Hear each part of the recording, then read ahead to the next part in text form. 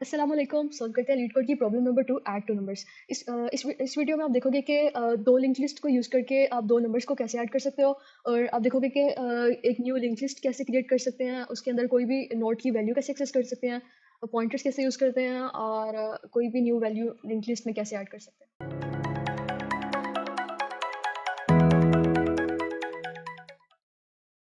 बिस्मिल्लाहिर्रहमानिर्रहीम। Add two numbers. You are given two non-empty linked lists representing two non-negative integers. The digits are stored in reverse order, and each of their nodes contains a single digit. Add the two numbers and return the sum as a linked list. अच्छा, वो कह रहे हैं कि दो non empty link list दी हुई हैं, यानी कि कोई भी आपको लिंक लिस्ट ऐसी नहीं आएगी जो खाली हो, और वो रिप्रेजेंट कर रही होंगी दो नॉन नेगेटिव इंटीजर्स को, यानी कि कोई भी एक पॉजिटिव इंटीजर को एक रिप्रेजेंट कर रही हो। ओके, और जो डिजिट स्टोर होने वाले लिंक लिस्ट के अंदर वो रिवर्स ऑर्डर में है। ओके, और लिंक लिस्ट की जो हर नोड है उसके अंदर एक डिजिट है। बहुत सिंपल सी बात है। एंड द टू नंबर्स, अच्छा, और आपने ये दोनों नंबर्स को ऐड करने हैं और एक थर्ड लिंक लिस्ट रिटर्न करनी है जो कि सम को रिप्रेजेंट कर रही होगी। अच्छा, अब ये हमारे पास दो लिंक लिस्ट हैं जिसके अंदर हमारे पास रिवर्स्ड फॉर्म में नंबर स्टोर किए हुए हैं। सबसे पहले तो इन नंबर्स को सीधा करते हैं ताकि उनकी एक्चुअल फॉर्म हमारे पास आए। अच्छा, तो ये अब हमारे पास ये जो दोनों नंबर थे ये एक्चुअल फॉर्म में हमारे पास आ गए हैं। तो अब हमने ये सोचना कि हमें इन्होंने जो नंबर दिए थे इनपुट में लिंक लिस्ट के अंदर वो रिवर्स फॉर्म में क्यों दिए हैं ना। अच्छा, सबसे पहले ये देखो कि हम कोई भी दो नंबर्स को ऐड कैसे करते हैं। हम इनको ऐड करेंगे, लाइक सबसे पहले 5 और 2 को 7 आ जाएगा। हम नंबर्स के लास्ट से ऐड करना शुरू करते हैं और जो लास्ट वाले दोनों डिजिट होते हैं उनको आमने सामने रखते हैं। जैसे यहाँ पर 2 और 5 आमने सामने है, 9 और 4 को हमने आमने सामने नहीं रखा हुआ ना। ये देखो, 2 और 5 आमने सामने है। 5 और 2 7 आ गया हमारे पास। 6 और 4 10, लेकिन 10 हम यहाँ नहीं लिखते, सिर्फ हम 0 लिखते हैं और 1 ऊपर कैरी चला जाएगा। अच्छा, 7 और 4 11 और एक कैरी 12। 2 यहाँ आ गया, 1 ऊपर कैरी चला जाएगा। 9 और 1 10, लेकिन देखो यहाँ पे कुछ नहीं है तो यहाँ आप अज्यूम कर लो कि 0 था। 9 4 10, यहाँ 0 आ गया, 1 कैरी चला गया। एंड अगेन नीचे वाले नंबर में यहाँ कुछ नहीं है तो यहाँ 0 लिख दोगे। 9 और 1 10।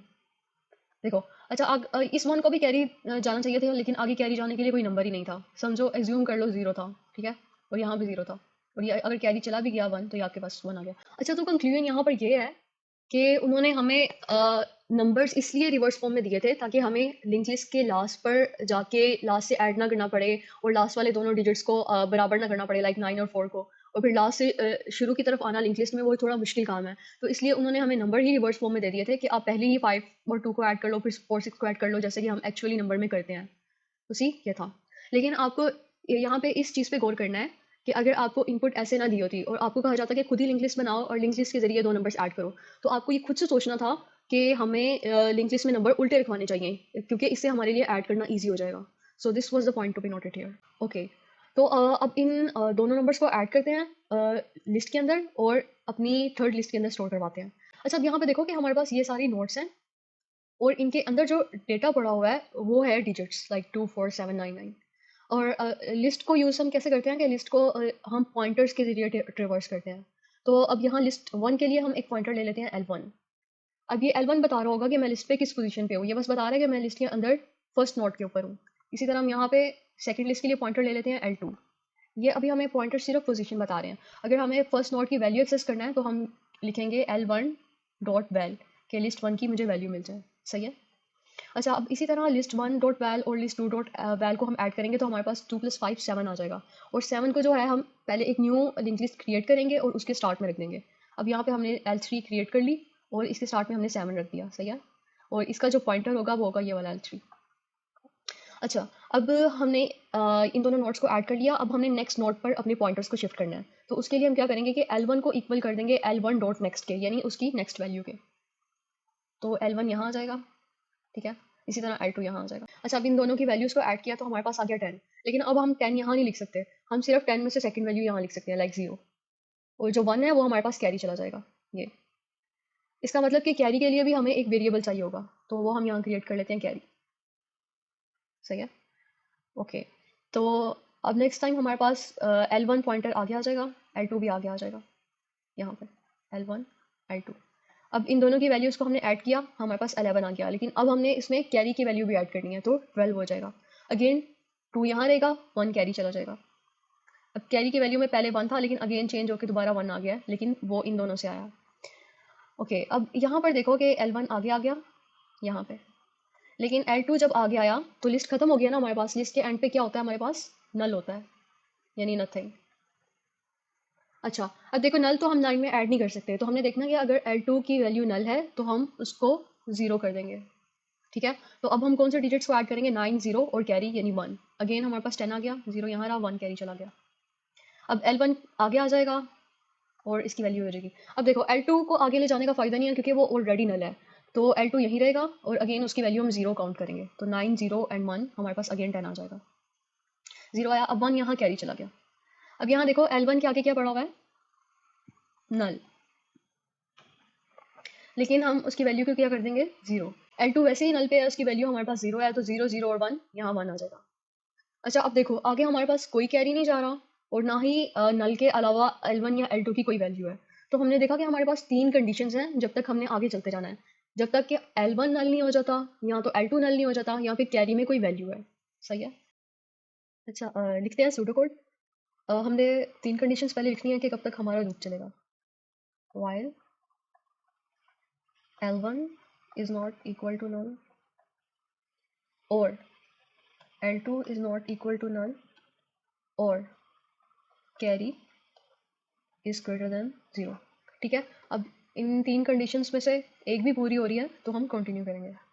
अच्छा, अब उसके बाद हमने क्या करना था कि हमने नोड्स की ये दोनों वैल्यूज़ लेनी थी। इसको कह लेते हैं कि ये डिजिट 1 है और ये है डिजिट 2। सही है, और इनकी वैल्यूज़ हमारे पास क्या है? डिजिट 1 की वैल्यू थी L1 डॉट वैल, यानी उसकी नोट पे वहाँ पे जो वैल्यू पड़ी हुई है। लेकिन जो L1 है वो हमारे पास नल भी तो हो सकता है। अगर नल होगा तो हम डिजिट 1 क्या कर देंगे? 0। अच्छा, वैल कब आएगी? जब L1 नल नहीं है, लेकिन अगर नल है तो क्या कर देंगे? एल्स 0, यानी डिजिट की ये वैल्यू होगी अगर नल नहीं है। अगर नल होगी तो डिजिट की वैल्यू 0 हो जाएगी। इसी तरह सेकंड डिजिट लेंगे। सेकंड डिजिट की वैल्यू जो है हमारे पास लिंक सॉरी लिस्ट 2 की वैल्यू हो जाएगी अगर लिस्ट 2 नल नहीं है। अगर नल है तो उसमें 0 आ जाएगा। सही है यहाँ पे। अच्छा, अब हमने देखना है कि हमारे पास ये वाला जो रिजल्ट है और ये कैरी कैसे आएगा। अब देखो जैसे 4 और 6 को हमने ऐड किया, 4 एंड 6, तो हमारे पास आ गया 10। अब 10 में ये फर्स्ट वैल्यू हमारे पास होती है यूनिट और सेकंड वैल्यू होती है 10। अब यहाँ पे देखो कि हम जो यहाँ पे रिजल्ट में वैल्यू लिख रहे होते हैं वो होता है सेकंड डिजिट यानी 0, और जो कैरी में वैल्यू जा रही होती है वो होता है फर्स्ट डिजिट यानी कि 1। तो अब हमें ये दोनों डिजिट्स कैसे गेट करने हैं? यूनिट कैसे आएगा हमारे पास, यानी कि रिजल्ट कैसे आएगा? ओके, रिजल्ट कैसे आएगा हमारे पास कि जो हमारे पास ऐड करके वैल्यू आई है उसका आप मोड ले लो 10 के साथ, तो 0 आ जाएगा। सही है। और कैरी कैसे आएगा हमारे पास कि जो वैल्यू आई है उसको आप डिवाइड कर दो 10 से, तो आपके पास ये फर्स्ट डिजिट आ जाएगा। तो जब आप मोड लेते हो तो आपके पास सेकंड डिजिट आ जाता है, और जब आप डिवाइड करते हो तब आपके पास फर्स्ट डिजिट आ जाता है। कोड में लिख लेते हैं इसको। सबसे पहले तो रिजल्ट कैसे आता है? इन दोनों डिजिट्स को ऐड करके, डिजिट 1 प्लस डिजिट 2। कैरी कैसे आता है? ये यहाँ इसको डिवाइड करके 10 के ऊपर, रिजल्ट डिवाइडेड बाय 10। और लेकिन अगेन हमें रिजल्ट में अल्टीमेटली तो सेकंड वैल्यू चाहिए ना, तो मोड ले लेंगे। Result is equal to result mod. अच्छा, एग्जांपल देखो आप, यहाँ पे आपके पास फर्स्ट डिजिट था 4 और सेकंड था 6, तो रिजल्ट में क्या आ गया? 10। ठीक है, रिजल्ट को आपने जब 10 से डिवाइड किया तो यहाँ कैरी में आ गया 1। ठीक है, इसी रिजल्ट का जब आपने 10 से मोड लिया तो रिजल्ट में आ गया 0। यानी ये वाला जो 0 है अब वो ये थर्ड लिस्ट में चला जाएगा। सही है, और कैरी हमारे पास ये कैरी में आ गया। अच्छा, अब आप देखो कि जो भी यहाँ पे से डिजिट्स को ऐड करके आपके पास जो रिजल्ट आएगा आपने उसको अपनी थर्ड लिस्ट के अंदर रखना है। तो पहले तो आप थर्ड लिस्ट क्रिएट करोगे। लिस्ट आपको शुरू में यहाँ पे क्रिएट कर लो, L3 is equal to list, जैसे भी आप क्रिएट कर रहे हो। ओके, और अब ये जो रिजल्ट आया आपने इसको एक लिस्ट के अंदर नोट बना के उसमें रखना है। तो आप करोगे L3 डॉट नेक्स्ट पे इस नोट का रखवा दो। अच्छा, अब आप नेक्स्ट पे क्यों रखवा रहे हो? L3 के ऊपर क्यों नहीं रखवा रहे? क्योंकि L3 के ऊपर आप ऑलरेडी एक नोट बना चुके हो लेकिन उसके अंदर कोई डेटा नहीं था। तो इसलिए अब आप L3 के नेक्स्ट पे एक नोड बनाओगे ये लिस्ट ऐसे करके, और उसके अंदर डेटा रखवाओगे ये वाला रिजल्ट जो अभी 0 आया, यहाँ जैसे 4 और 6 को ऐड करके 0 आएगा, या फिर 5 2 को ऐड करके 7 आएगा, तो वो आप यहाँ रखवा दोगे।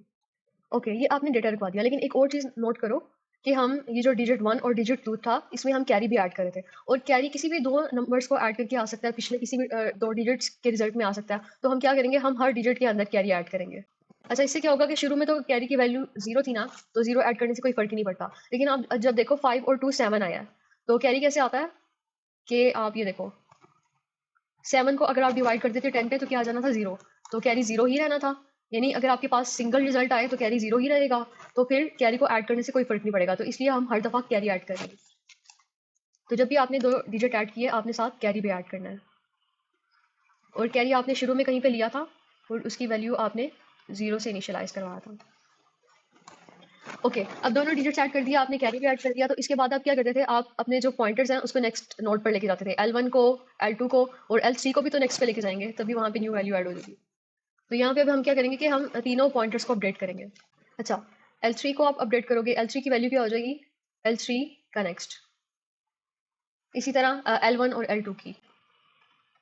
लेकिन आपको याद है कि हमने कहा था कि अगर L1 की वैल्यू नल हो जाए तो फिर हमने मजीद उसको नेक्स्ट नहीं करवाना, उसको वहीं स्टॉप कर देना है, और अगर L2 की वैल्यू भी नल हो जाएगी तो उसको नेक्स्ट पे अपडेट नहीं करेंगे। तो यहाँ पे हमें L1 और L2 के साथ ये कंडीशन लिखनी पड़ेगी। तो ये हमने कंडीशन लिख दी कि अगर L1 की वैल्यू नल नहीं है, सिर्फ हम तब उसको अपडेट करेंगे, तब उसको नेक्स्ट करेंगे। अगर नल है तो यहाँ पे आप कुछ भी कर सकते हो कि एल्स में उसको नल ही रहने दो या उसकी वैल्यू नन कर दो। लेकिन अब आप ये देखो कि आप इन दोनों के लिए तो नल की कंडीशन चेक कर रहे हो, लेकिन L3 के लिए क्यों नहीं चेक कर रहे? वो इसलिए नहीं कर रहे क्योंकि ये आपने एक न्यू लिस्ट बनाई है और आप इसको तब तक इसमें वैल्यू ऐड करते रहोगे जब तक आप चाहते हो। लेकिन L1 जो L3 है वो ऑलरेडी एक फाइनाइट लिस्ट है, उनके एंड में नल है, इसलिए आप उन दोनों के लिए कंडीशन चेक कर रहे हो। ओके, अब हमने ये लिस्ट के अंदर हम डेटा पॉपुलेट कर रहे हैं, रिजल्ट रखवाए जा रहे हैं, लेकिन अब हमें रिटर्न क्या करना है? क्या हम L3 रिटर्न करेंगे? लेकिन अब आप देखो कि L3 में जब हम वैल्यूज ऐड कर रहे थे, हमने 7 ऐड किया, 0 2 0 0 1, तो अब L3 जो है वो यहाँ पे पॉइंट कर रहा है, यानी लिस्ट के लास्ट को पॉइंट कर रहा है। लेकिन आप जब भी लिस्ट कहीं पास करते हो या रिटर्न करते हो, तो जो पॉइंटर है वो लिस्ट के स्टार्ट पर पॉइंट करना चाहिए, यानी 7 पे पॉइंट करना चाहिए। तो इसके लिए आप क्या करोगे कि जब आपने ये L3 लिस्ट बनाई थी, आप यहाँ पे एक टेम्प लिस्ट भी क्रिएट कर लेते। इससे क्या होगा कि प्रोग्राम के लास्ट पे L3 तो आपका जो है वो लिस्ट के लास्ट पे पहुंच चुका होगा, लेकिन टेम्प स्टार्ट पर ही होगा। ये टेम्प वो जो ये वाली लिस्ट है उसके स्टार्ट पर ही पॉइंट कर रहा होगा अभी तक, क्योंकि हमने उसको अपडेट ही नहीं किया था। L3 को हम अपडेट करे थे, टेम्प को अपडेट नहीं करे थे। आप रिटर्न करा दो टेम्प डॉट नेक्स्ट। अच्छा, अब हम ये टेम्प डॉट नेक्स्ट क्यों रिटर्न करवा रहे हैं, खाली टेम्प क्यों नहीं रिटर्न करवा रहे? अब आप ये देखो कि जब आपने लिस्ट क्रिएट की थी, तो आपने एक ऐसी नोट से क्रिएट की थी जिसके अंदर कोई वैल्यू ही नहीं थी, और जब आपने सही है ऐसे आपने एक लिस्ट क्रिएट की जिसके स्टार्ट में कुछ भी नहीं था, और जब आपने पहली वैल्यू रखवाई थी यहाँ पर L3 के अंदर, तो आपने उसके नेक्स्ट के ऊपर रखवाई थी। सही है, यहाँ पे ये 7 एंड सो ऑन। तो आप क्या करोगे, फर्स्ट वैल्यू नहीं रिटर्न करवाओगे जहाँ पे टेम्प था, आप उसके नेक्स्ट को रिटर्न करवाओगे जहाँ पे हमने फर्स्ट वैल्यू रखी थी। तो इसलिए यहाँ पे हमने नेक्स्ट रिटर्न करवाया। सही है, ये था इसका सूडो कोड, और इसी को देखकर हम कोड लिख देंगे अपना पाइथन, C++ और जावा में। बस थोड़ा बहुत सिंटैक्स का डिफरेंस होगा लिंक लिस्ट को क्रिएट करने में या फिर पॉइंटर्स को अपडेट करने में। पाइथन का कोड देखते हैं। अच्छा, अब ये राइट साइड पे हमारे पास सूडो कोड है जो भी अभी हमने लिखा था, और लेफ्ट साइड पे ही हमारे पास लीड कोड का सोल्यूशन है। अब ये देखो, आपने लीड कोड में उन्होंने शुरू में कमेंट्स में आपको बताया हुआ है कि ये जो आपकी लिंक्ड लिस्ट होगी उसका नाम क्या होगा, लिस्ट नोड। उसमें जो ये वैल्यू होगी उसको डॉट वैल से रिप्रेजेंट किया हुआ है, और next node co dot next से। सही है, तो ये उन्होंने आपको पैरामीटर्स बताए हुए हैं मेथड के कि ये दोनों लिस्ट इस टाइप क्यों नहीं चाहिए, और जो आपने रिटर्न करना है वो भी इस टाइप क्यों नहीं चाहिए। अच्छा, सबसे पहले यहाँ पे आपने देखो आपने क्या किया था, आपने एक लिस्ट बना ली थी। सही है, यहाँ पे टेम्प की जगह मैंने उसको कह दिया सम लिस्ट, ठीक है, जो मैंने रिटर्न करनी है। यहाँ पे हमने टेम्प रिटर्न करवा रहे थे, यहाँ पे हम सम लिस्ट रिटर्न करवा रहे हैं। पहले उसको बना लो, बेशक पहले L3 को बना लो। ओके, पहले हमने बस वो फर्स्ट नोड को पॉइंट कर रही होनी चाहिए। ये हमने लिस्ट बनाई और फिर हमने L3 को इसके इक्वल कर दिया ना, इस लिस्ट के इक्वल कर दिया, यानी उस लिस्ट की फर्स्ट नोड के इक्वल कर दिया। फिर हमने कैरी को 0 से इनिशियलाइज़ किया था। यहाँ पे भी हमारे पास सॉरी, यहाँ पे भी हमने कैरी को 0 से इनिशियलाइज़ कर दिया। उसके बाद हमने 3 कंडीशंस लगाई थी कि जब तक L1 नल नहीं होती या L2 नल नहीं होती। अब देखो पाइथन में ये तरीका होता है, अगर मैं जस्ट ये लिख दूँ कि L1, तो इसका मतलब है कि L1 is true, L1 is not null. सही है, और L2 यानी L2 इज़ नॉट नल। और कैरी मीन इसका मतलब है कि कैरी में कोई वैल्यू है, वो ज़ीरो नहीं है। अगर ज़ीरो कैरी में होगा तो ये फॉल्स हो जाएगी। It is equal to this condition. ठीक है, फिर हमने दोनों डिजिट्स लिए थे और उनमें L1 और L2 की वैल्यूज़ रखवाई थी। ये देखो L1 और L2 की वैल्यूज़। लेकिन हमने साथ में कंडीशन भी लगाई थी कि ये जो दोनों पॉइंटर्स हैं ये लिस्ट के लास्ट पर नल पर भी तो हो सकते हैं, तो वो चीज़ भी हमने चेक करनी है। हमने कहा कि ये वैल्यू सेट करवाओ अगर L1 नल नहीं है, यानी इफ़ L1 अगर वो है तो एल्स में क्या करो, डिजिट 1 को ज़ीरो कर दो, जैसे यहाँ पे हमने किया। Same for L2। फिर हमने रिजल्ट कैसे कंप्यूट किया, इन दोनों को ऐड करके प्लस कैरी ऐड कर दिया, सही है, ये यहाँ कर दिया। फिर कैरी की वैल्यू कैसे आई, 10 पे डिवाइड करके। अब देखो पाइथन में जब हम दो दफ़ा फॉरवर्ड स्लैश लगाते हैं तो इसमें जो भी हमारे पास डिवीजन का रिजल्ट आएगा वो एक इंटीजर आएगा, फ्लोट वैल्यू नहीं होगी। तो इसलिए हमने ये दो दफ़ा लिखा हुआ डिवीजन का साइन। ओके, और जो आपको सेकंड वैल्यू चाहिए होती है रिजल्ट के अंदर, तो उसके लिए आपने मोड ले लिया। इसके बाद आपने L3 के नेक्स्ट में ये रिजल्ट को रखवा दिया एक न्यू नोड क्रिएट करके। उसके बाद आपने क्या किया, सिंपली आपने पॉइंटर्स को अपडेट कर दिया, सही है, ये इस तरह। और लास्ट में आपने वो जो भी टेम्प या सम लिस्ट थी उसका नेक्स्ट रिटर्न करवा दिया। C++ का कोड देख लेते हैं। अच्छा, इसमें भी देखो आपके पास क्या था, बस इसमें ये चेंज है कि मैंने L3 की जगह यहाँ पे करंट लिखा हुआ है, क्योंकि लिस्ट के लिए हम नॉर्मली करंट का पॉइंटर यूज़ करते हैं ना। पहले आपने एक लिस्ट बनाई, टेम्प की जगह मैंने यहाँ सम लिस्ट लिखा हुआ है, फिर L3 की जगह मैंने यहाँ करंट लिखा हुआ है, सही है। फिर आपने तब तक लूप चलाया जब तक कि L1 नल नहीं है या L2 नल नहीं है या फिर कैरी की कोई वैल्यू है। कैरी को शुरू में आपने जीरो से इनिशियलाइज़ कर लिया था, जैसे यहाँ पे किया है। उसके बाद आपने दोनों डिजिट्स को ऐड कर लिया, कैरी भी उसमें ऐड कर दिया, रिजल्ट आ गया। कैरी के लिए आपने 10 से डिवाइड कर दिया, सेकंड नंबर लेने के लिए आपने मोड ले लिया, और जो भी आपके पास ये सेकंड डिजिट आया है आपने न्यू नोड बनाकर, अच्छा C++ के अंदर आपको ये कीवर्ड लिखना पड़ता है न्यू का, फिर आपकी न्यू नोड बनती है वहाँ पे। न्यू नोड बना के आपने इसको थर्ड लिस्ट में रखवा दिया, जो कि आप जिसका नाम था करंट, ठीक है। और एंड में आपने पॉइंटर्स अपडेट कर दिए इस तरह से जैसे हमने किए थे। और लास्ट पे आपने जो भी आपकी वो टेम्प लिस्ट थी आपने उसका नेक्स्ट रिटर्न करवा दिया, जिसके अंदर फर्स्ट नोड थी, सही है। जावा का कोड देखते हैं। सेम ये भी वैसे ही है, शुरू में आपने दो लिस्ट लेनी, एक टेम्प वाली और एक L3 वाली। फिर आपने क्या कहा कि जब तक L1 और L2 नल नहीं है तब तक ये चलता जाए, या फिर कैरी की कोई वैल्यू है तब तक ये लूप चलता जाएगा। दोनों आपने वो जो डिजिट्स हैं आपने उनकी वैल्यू ले ली। एक की वैल्यू थी L1.val, एक थी L2.val, लेकिन अगर उनमें से कोई भी नल है तो वैल्यू ज़ीरो हो जाएगी। अच्छा, अब हम देखते हैं कि इन तीनों लैंग्वेजेस में हम वन लाइन इफ एल्स कैसे लिख सकते हैं। सबसे पहले पाइथन के लिए देखते हैं। पाइथन में ये होता है कि सबसे पहले आप वैल्यू देते हो, फिर आप कंडीशन बताते हो और फिर आप एल्स की वैल्यू देते हो।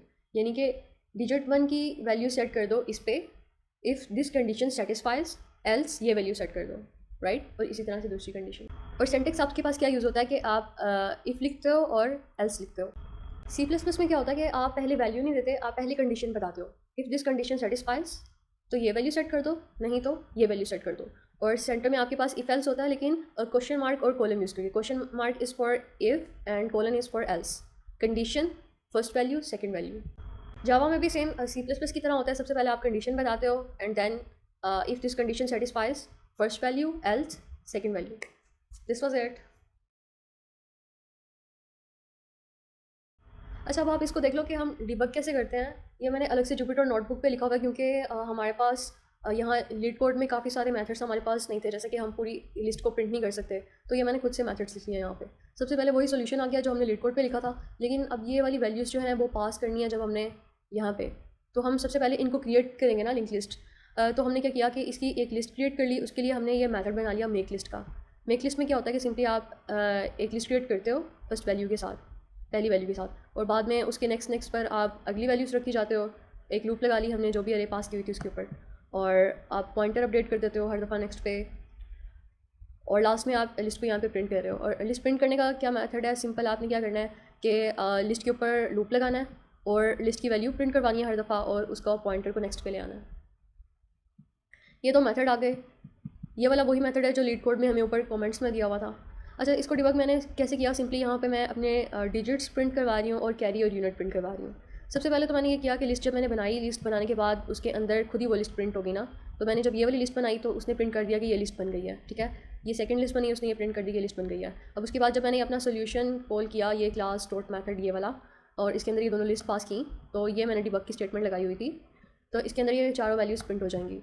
तो वो क्या बता देगा कि सबसे पहले उसको कौन से डिजिट, वो क्या बता देगा कि सबसे पहले उसको कौन से दो डिजिट मिले हैं, 2 और 5, 2 और 5 को ऐड करने से उसके पास कैरी क्या आया था, 0, मतलब कि कोई कैरी नहीं आया था। और जो यूनिट वैल्यू थी या जो रिजल्ट था वो 7 था, एंड सो ऑन। अगली दफ़ा उसके पास कैरी 1 आया और रिजल्ट 0 है, और ये सारी वैल्यूज़ आप यहाँ पे देख सकते हो। तो अगर आपका कोड नहीं चल रहा तो आप यहाँ से उसको टैली कर सकते हो कि जहाँ पे भी मिस्टेक है आप उस लाइन को जाके चेक कर सकते हो। तो this is how you can debug it. Okay, time और स्पेस कम्प्लेक्सिटी इसकी क्या हो सकती है? अब टाइम देखो आपके पास कितना लग रहा है। सपोज करो कि पहली जो लिस्ट थी उसका आपके पास जो लेंथ थी वो थी m, सही है, m। अच्छा, एक चीज़ हमने यहाँ पे नोट करनी है कि हर लिस्ट जो है वो हर लिस्ट में जो नोड्स हैं वो आपस में कनेक्टेड है। ये हर नोड अपने नेक्स्ट की तरफ पॉइंट करी होती है कि मेरा नेक्स्ट 4 है, 4 का नेक्स्ट 7 है। अच्छा, अब आप देख लो कि सपोज करो इस लिस्ट का आपके पास साइज़ था m, इस लिस्ट की आपके पास लेंथ थी n। तो अच्छा, आपका ये जो लूप है वो कितनी दफ़ा चलेगा, मतलब जो भी लिस्ट ग्रेटर होगी, मतलब m या n, उतनी दफ़ा ये आपका लूप चलेगा। तो आपके पास टाइम कम्प्लेक्सिटी क्या आ जाएगी, O of maximum of m n। ठीक है, मतलब जो भी लिस्ट बड़ी होगी तब तक हमारा लूप चलेगा ना, तो इन दोनों में से m और n में से जो भी मैक्सिमम होगा वो हमारी टाइम कम्प्लेक्सिटी आ जाएगी। अब स्पेस कम्प्लेक्सिटी आप देखोगे, आपने कितनी लिस्ट क्रिएट की थी, आपने एक थर्ड लिस्ट क्रिएट की थी, और वो भी तकरीबन उसकी लेंथ भी इतनी होगी जो मैक्सिमम होगा m और n में से। तो स्पेस भी आपके पास यही आ जाएगी। बस उसमें एक नोट ज़्यादा भी हो सकती है क्योंकि एंड पे हमारे पास कैरी आ जाता है, लेकिन एक से 1 का डिफरेंस मैटर नहीं करता। तो यह आ गई हमारे पास टाइम और स्पेस कम्प्लेक्सिटी से।